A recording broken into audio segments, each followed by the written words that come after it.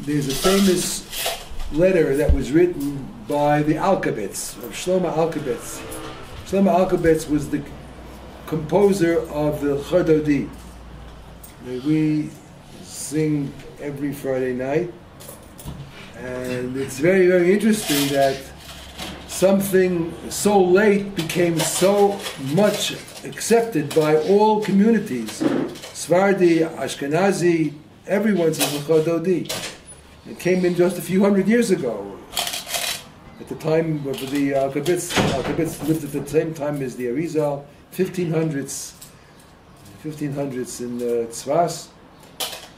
And he and 6 other people were on their way to Eretz Yisrael, and they stopped over in Tripoli,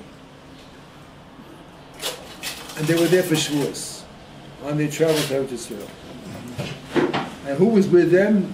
Was with them Yosef Karo, the Beis Yosef, and who else? I don't know who else was there, but they decided that even though it's not halachically required, but they decided that they're going to stay up all night Shavuos and learn.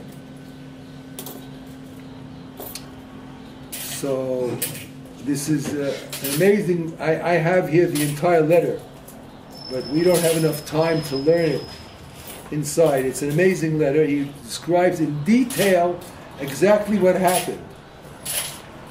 And I'm going to give you the highlights. It's really absolutely amazing.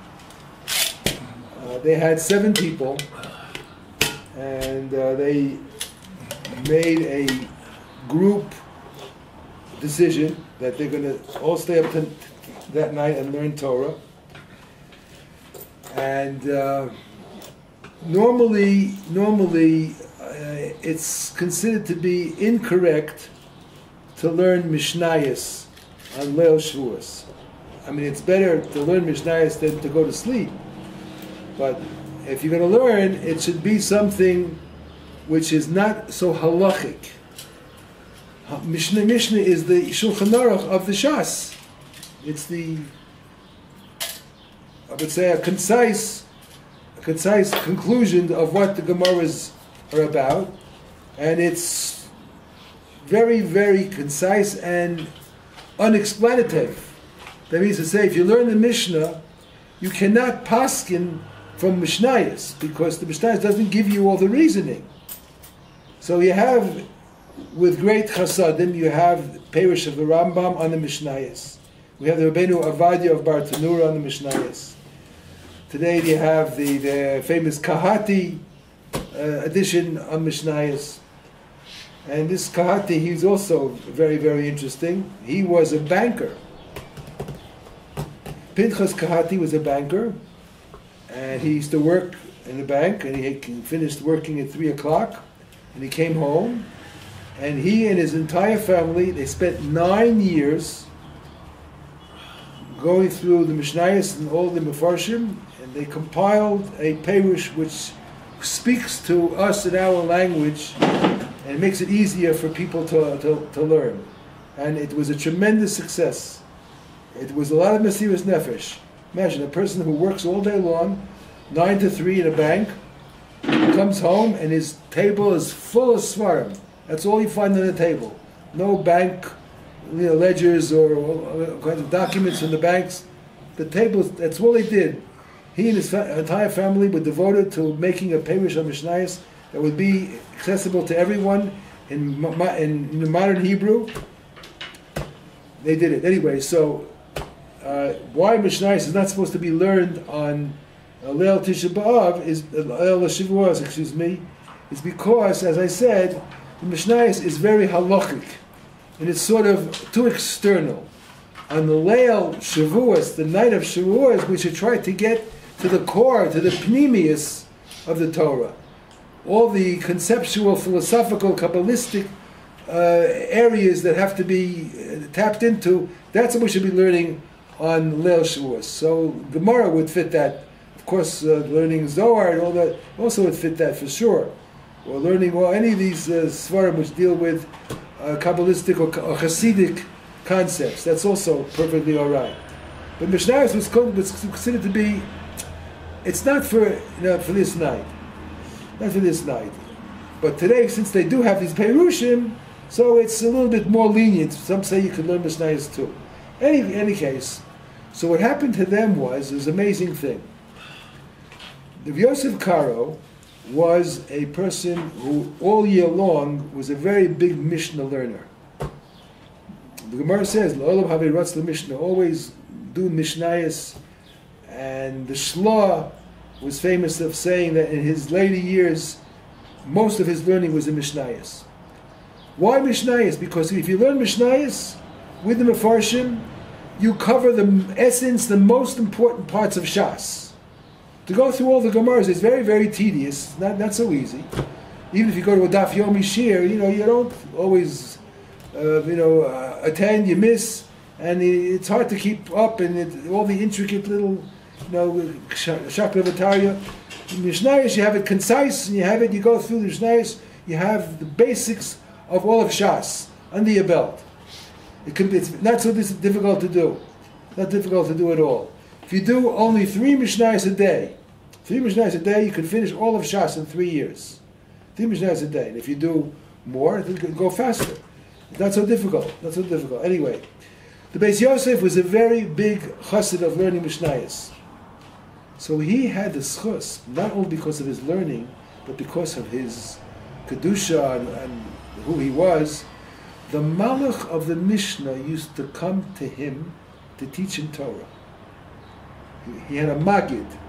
The Malach of the Mishnah used to come and appear to him as, like Eliyahu Hanavi used to come to Rav Shimon bar Yochai in the Ma'ara and teach them Torah. He and his Rabbi Elazar, his son, were learning Torah with Eliyahu Hanavi. He used to come there. If it was 12 years they were there, they were learning Torah with Eliyahu Hanavi. So the Beis Yosef had a Magid.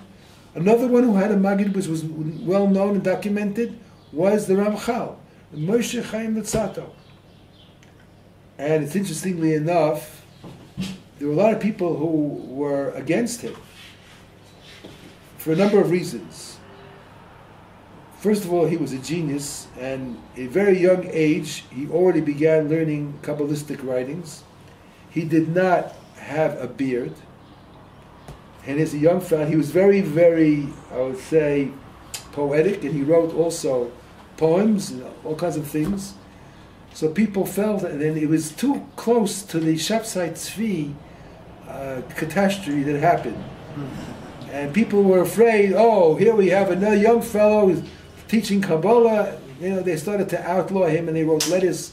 There was a very big rabbinic split. The rabbis in Europe were very split about should he be accepted, not be accepted. Some were vehemently against him, and some backed him up. No, he's honest and he's sincere. No, it's perfectly all right. And therefore he had to run from where he lived. He lived in Italy. He had to run to Europe, and he stayed there for a while. Then after a while, they ran after him in Europe, and he finally had to come to Eretz Yisrael. And he's buried in Eretz Yisrael in Tveria, I think near the Rambam, someplace up there. And Rabbi Akiva is also supposed to be buried up there near him someplace. But anyway, he unfortunately died also at a fairly young age, in his late 40s or something like that. But so he also had a Magid. In one of the introductions to the Mesilas Yesharim, somebody writes there about they visited him, the Ramachal. They visited him, and he wrote many svarim, and very, very intricate, very difficult svarim.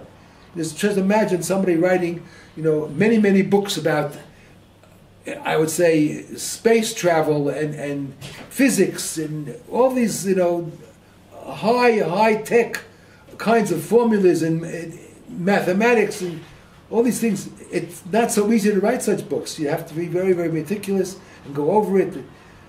So they came into the Ramchal to visit him, and he was writing at the top of a page, and the person who came in to visit went out for a minute or two, whatever it was, maybe the share with him, it doesn't say what. He came out and came back a minute later, and the entire page was already written. He said it wasn't possible under normal circumstances to fill up the page in that short amount of time. So the pshat is, the same kind of thing happened to Moshe Rabbeinu. Moshe Rabbeinu learned Torah with HaKadosh Baruch Hu throughout the 40 years, but there were no Sifrei Torah written. The last day of his life, Moshe Rabbeinu wrote 13 Sifrei Torah.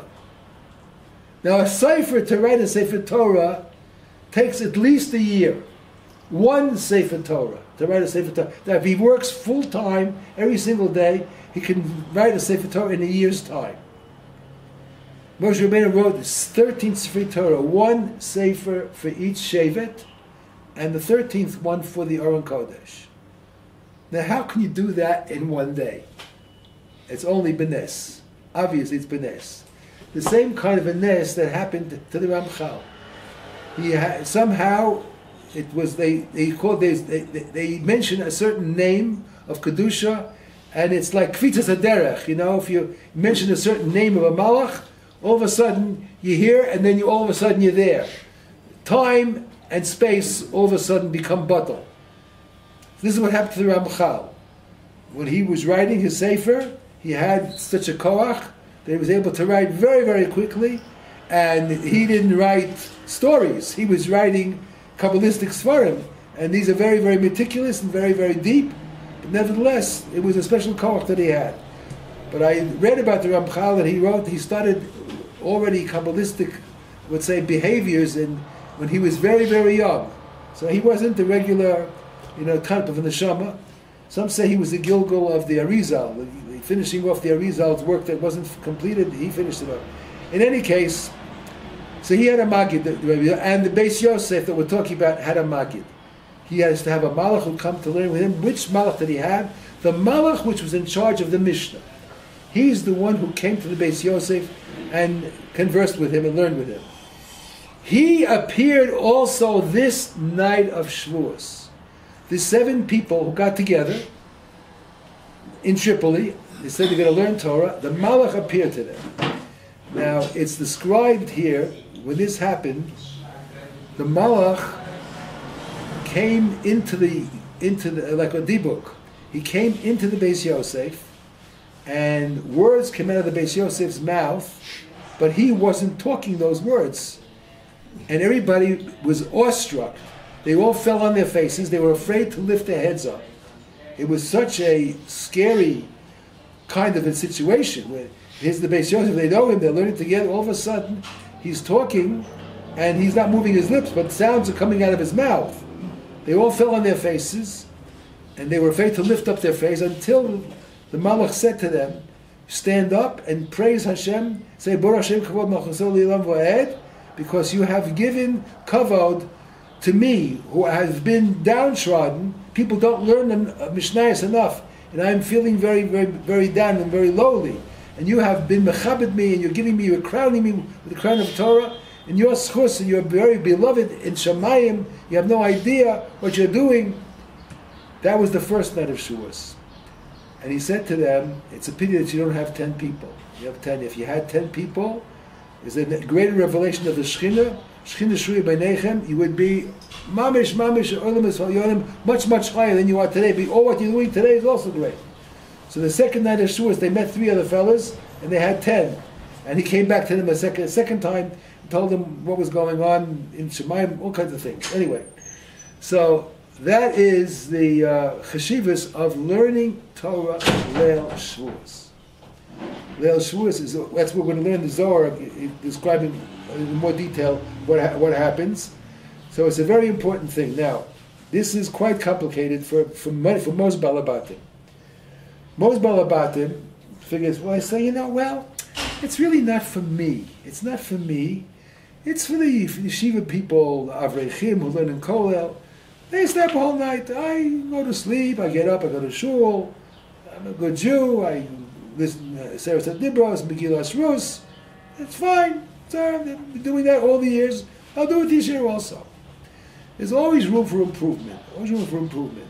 Especially since on this night, it's considered to be the Yom Hadin for Torah for the entire year. In other words, what a person accomplishes on the day of Shavuos, starting at night, a person gets a psak din min hashamayim on the quantity and quality of his learning throughout the entire year. Every yontif has its specific, I would say, concentration. Pesach is for Chesed, Sukkot is for Simcha, for the Arba Minim. Shavuos, there's no Chefza of mitzvah. There's nothing to do on Shavuos. Just that's all it's learning. So what happens on Shavuos? It's Chag HaBikurim, it's true, but as far as, we don't have Bikurim today so much, what do we do? City people, we're not involved in that.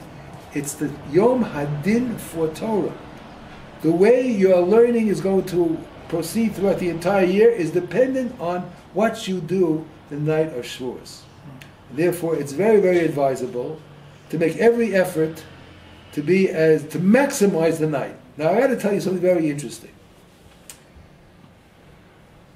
Rabbi Yosef Shalom Elyashiv, Olam Shalom, his family put out a sort of a description of his life. It's a minor biography of some kind. And in it, there was a section about his learning on Leil Shavuos. His normal learning on a regular night was, all year long, he had a Seder. He'd go to sleep at an early hour, 11 o'clock, let's say. At 3 o'clock, he was already up. Every single night. He'd get up at 3 o'clock, wash his hands, say brachos, and sit and learn until the next minyan. Then he'd have a netz. And the rest of the day, whatever he doesn't describe, whatever he did, I don't know. Doesn't matter right now. But I was so surprised.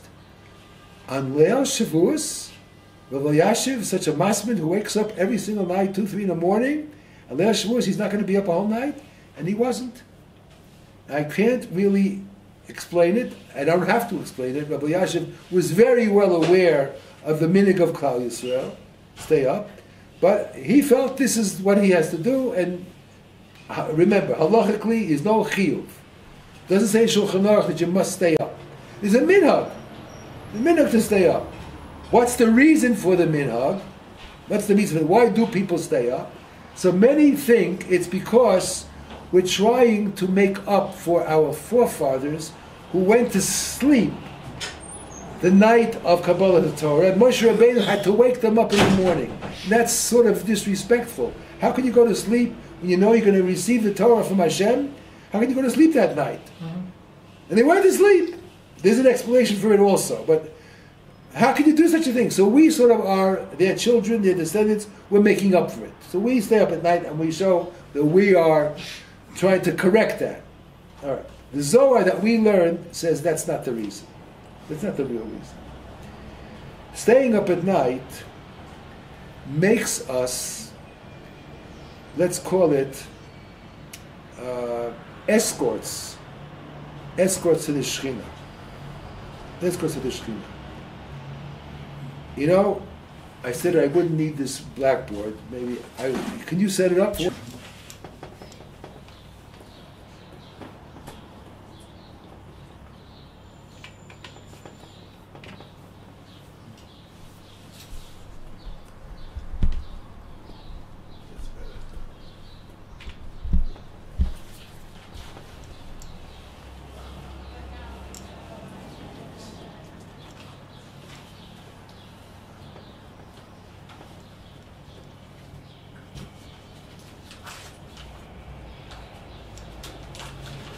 This is basically the Sfira. This is a general outline of what's going on in the upper world. This has been given to us by our rabbis over the generation and is accepted by everyone. The specific arrangement, middle, right, left, this comes from the Arizal. In earlier generations, it was all one big line, Keser, Chacham, all one on top of the other, one underneath the other. That's the way it was presented, that way.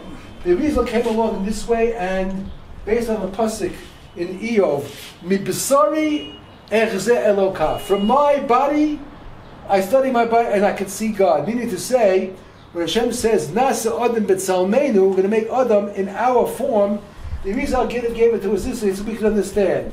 Here's the head, and here's the body,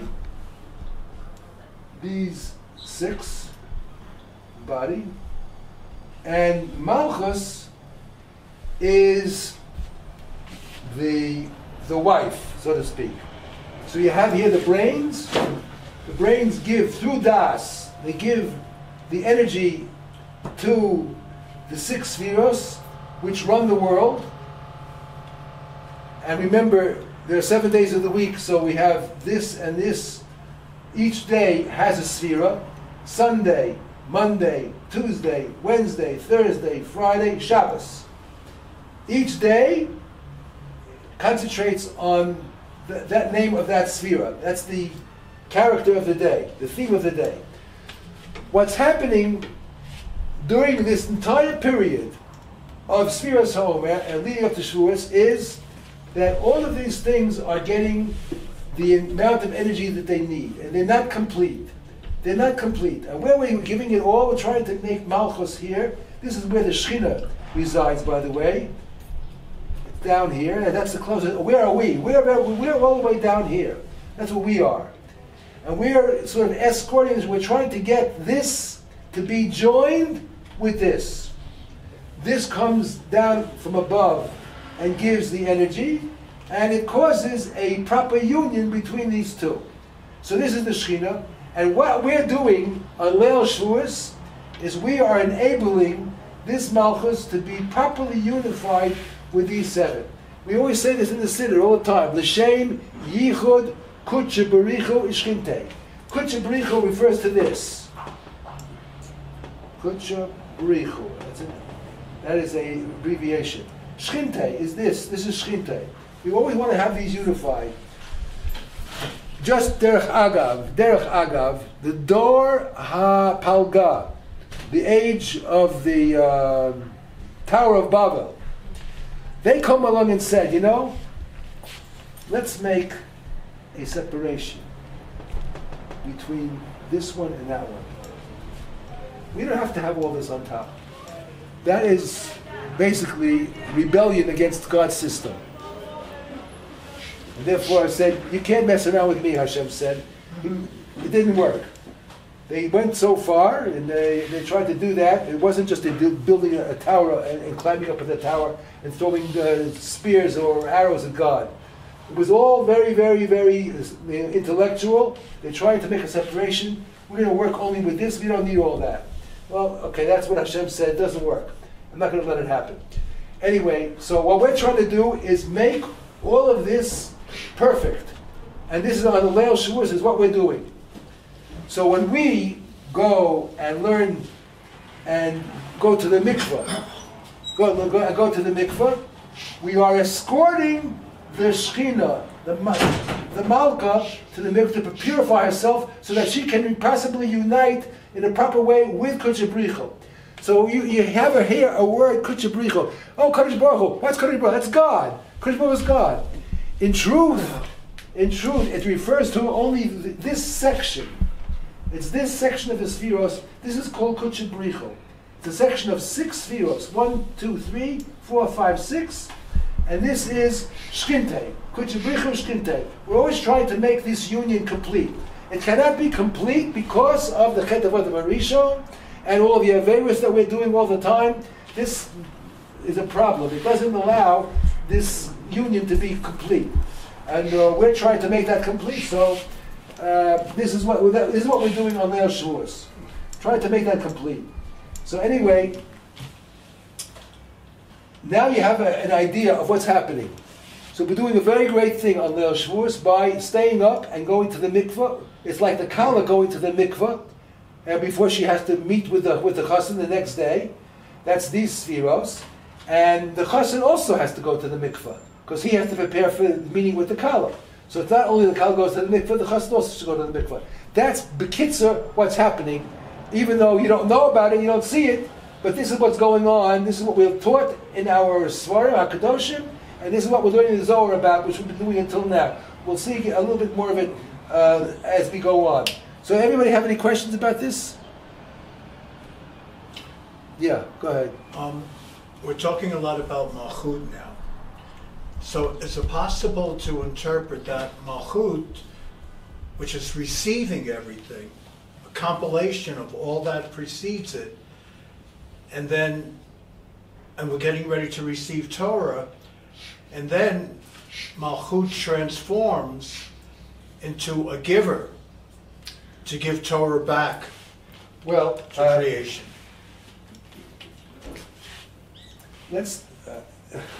What you're saying is the following. Look, this here, all of this whole system, everything here, is all part of one world. This is Atzilut. It's all part of one world. This is only one level. There are other levels below. Below? Yes. This is within Atzilus, this is the system, these 10. But there are other levels below. There is also Bria, there's Yetzira, and there's Asiya. So what you said is correct. That this Malchus, after she received everything, she gives back. What does she give it back to? She gives it back down to the other ones below. They all have the same 10. These 10 that we found over here are found in Bria, Yetzirah, and Asiya. And this Malchus of Atzilus, when she becomes filled, she's able to transfer it over to those below her. That's why she's called the Melech, even though she's on the receiving end, but she's on the receiving end only of these. But as far as these are concerned below her, she's on the giving end. So therefore she is a Melech in a sense to those which are below her. Okay, got it? All right, so that's what we're talking about here on Shavuos. So this is also very, very all theoretical, very esoteric, but this is the truth. What can I tell you? This is the truth. This is what we're taught. This is what we're learning about. And this is what all the Sefer HaZohar and all the Kisvei Arizal, Rabbi Chaim Vital, they're all talking about this whole setup, this system, this network of Sfiros. It's important to have that. You have to have something that you can grasp, something that you can identify with. So it's good that we have something which has a form to it, that it has a relationship, this top, this bottom, this side. So it gives us ability to grasp what's going on. So anyway, they were learning in Tripoli, and the Malach came to them and praised them and said how important it is. And in the Zohar, we're going to go back to the Zohar right now. Let's take a look at I think it's the last page that we're up to, and we'll describe what's going on there. Take a look at the sheets that you have.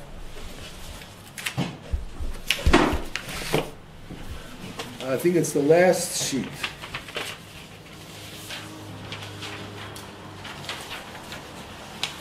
You should have 4 pages. You have 4 pages?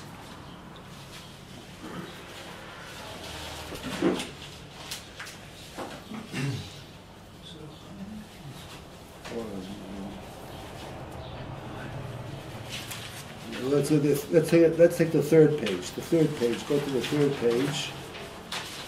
3rd page you have.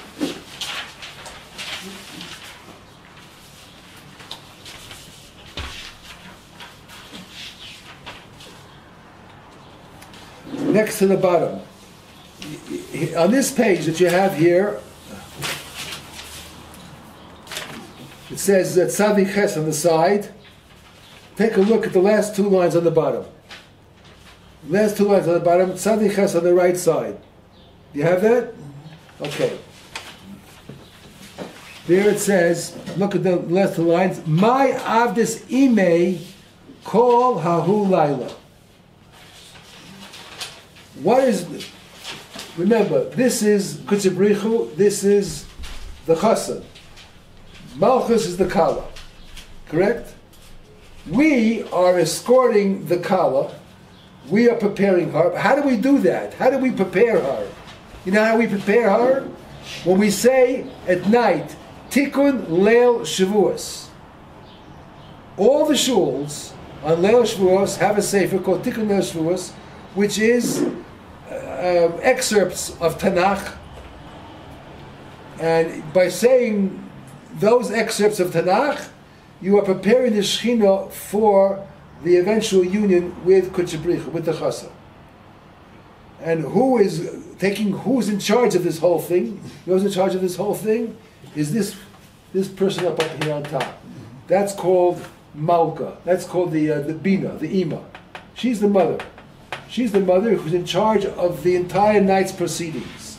The father, Chachma, he's busy learning. His wife is taking care of all of the details. She's in charge of preparing the chassid and the kala. So meanwhile, we've been working with her to prepare the kala for the chuppah.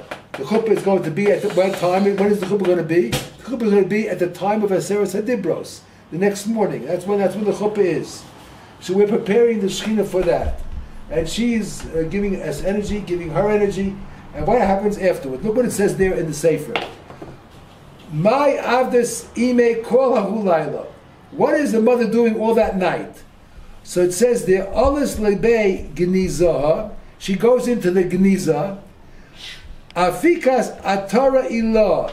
She takes out some heavenly crown. Bishivin avnei. Next page, 1 second. Let's see if the right thing.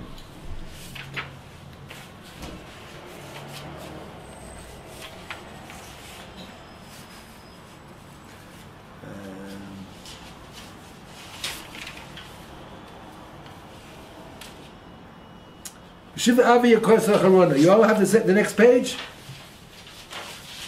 The next page, it says, the words, it should say, Shivin Avne Yekar Sacharana. You all have that? She, as the mother, she's preparing the crowns for the chassan and the kala. You get married, as a royal person gets married, you get married with a crown. So she, the mother, is preparing, she's taking out from the Geniza. These words are used in the Zohar, but these are not what they really mean. There's no stones up there, there's no crowns up there. These are just words that we're using to get an idea of what's going on. There's something very, very high up. We're preparing, crowns are something that goes on the head. That's the keter. That means to say, this night of Shavuos, we're going to be crowned. The queen is being crowned. The chassan is going to be crowned. We'll see in a minute. So she's preparing Shivin Avnei Yakar Sacharana, the Atris land. She crowns him. Afikas Lavushim Demila. She takes out clothing of silk. The Albishas Le. She takes care of the chassan also. The Askanis Le B'tikuni Demalka. And she makes tikunin for him, the tikkun of a melech. The Basar, after she prepares the chassan, her son, so to speak, Alis Lebei Kala. Then she goes to the Kala. Chamas ulei mohsoha. She sees all the girls around the Kala, her friends, her escorts. Who is that? That's us. We have been escorting the Kala all night long by learning Torah, saying the Tanakh, the Tikkun Leil Shavuos, and she sees us. The Kobasakni itroha, that we're preparing the crown, ulevushoha, the takshitah, the crown and the dress, the gowns, and all the takshitim, all the jewelry for the kala. The saknala. Amr alone, so the mother says to them, who's that? To us. We're being talked to the night of Kabbalah Torah. She's talking to us. The highest spheres from Bina all the way up on top is talking to us, giving us information. What is she saying? Ho'askinas beit vila asar demayin novin. Have you prepared the tefillah, the mikvah, the place where there's flowing water? V'kol rechin ubusmin surcharane inan mayin, and there's all kinds of pleasant odors and besamim around in the water. L'dakola kalasi, so the kala can have a proper tahara. Leise kalasi, let my kala come. Matronisa Debris, who's going to be now the queen of my son. V'ulei masoha, and also her escorts, let them come forward. V'yizdakun bahu asar, you're going to become purified in that makom that I prepared, right? That makom, that Beis HaTfilah. And it says, Lebasa takinu lo b'tachshita. Afterwards, they have adorned the kala, the shechina, properly. Albishu levusha, dress her up. Now, after she toivel, of course she's toiveling without clothing, dress her up. Atula bin betroha, and also put the crown on top of her. Lemachar, tomorrow, kad yese bri lizdavgoa b'machunisa. Tomorrow, when my son, Kuchabrichu, was going to come. She's talking now. Kuchabrichu is going to come to have the union with the kala. Yaskan heichel lakula. We're going to prepare them a heichel, a house that they're all going to be together in. They're going to have the yichud room. V'yishtakich medore b'chul kachada. And they're all going to be together, and you're also going to be there. What are we doing? The escort's going to be together when the chassan and the kala are in the yichud room. So all of this, kachu, it's also a nimshal. Malka kadisha machunisa. You have the Melech HaKadosh and his Malka.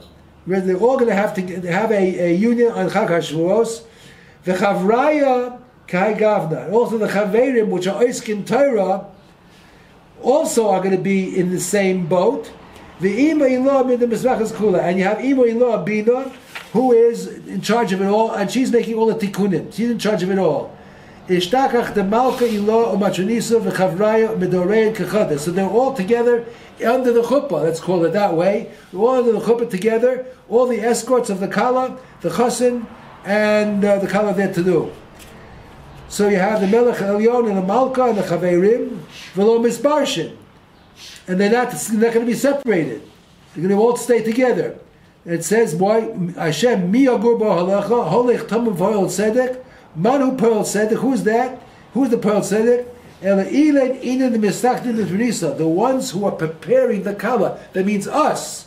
We who are escorting the kala, we have been preparing her all night long with the tachshitim, with going to the mikveh and all that. So when we go to the mikveh after the night learning, in the morning go to the mikveh, we have to think that we're not just going for ourselves. We're going to prepare the shechina for a proper union with Kuchabrichu. That's what you have to have in mind. And preparing them with the keter. That's what's happening. When you go to, that's what you have to be thinking when you go to the mikveh. And therefore, we get to be in that special chuppah, and all the brachas are being said there under the chuppah. We're also going to benefit by it. So this is a wonderful thing to be involved. And when you go to a chasana and you're sitting in the background and in the audience or standing there watching the chuppah, it's one experience. But when you're under the chuppah itself, and you're there together with the chassan and the kala and the Masad Kedushin and the Eidim, and you see everything is going on, you're part of it. You're actually part of the whole system. It's a different experience altogether.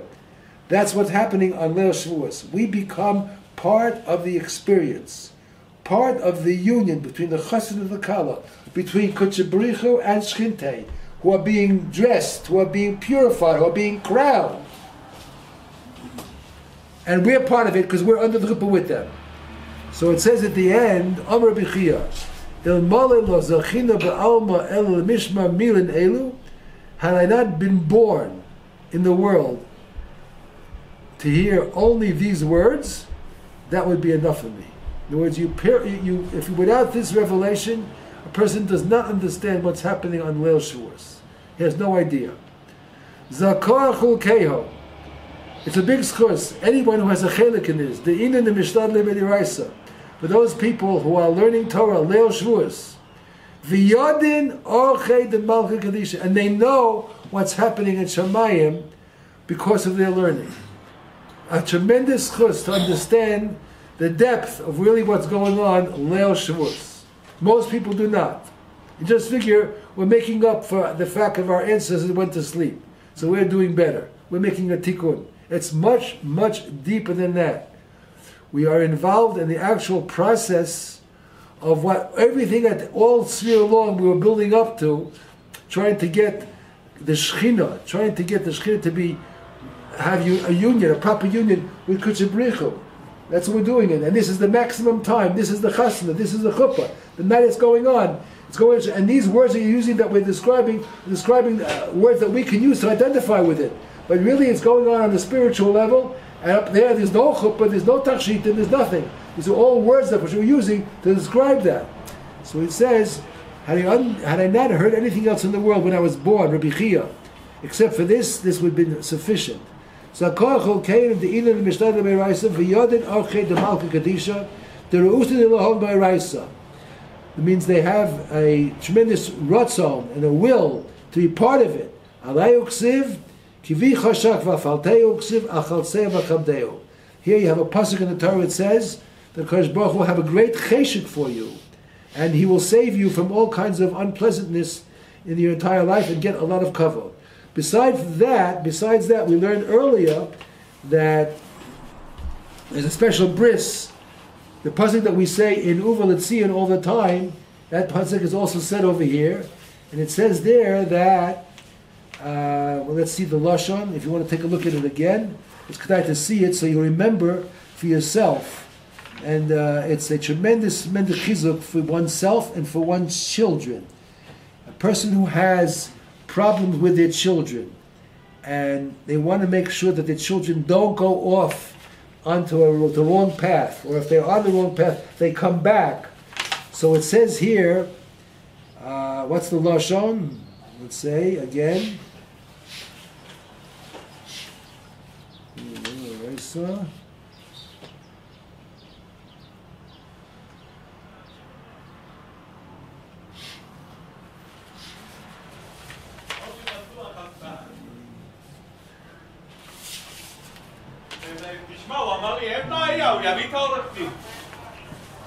Let's see it here, a second.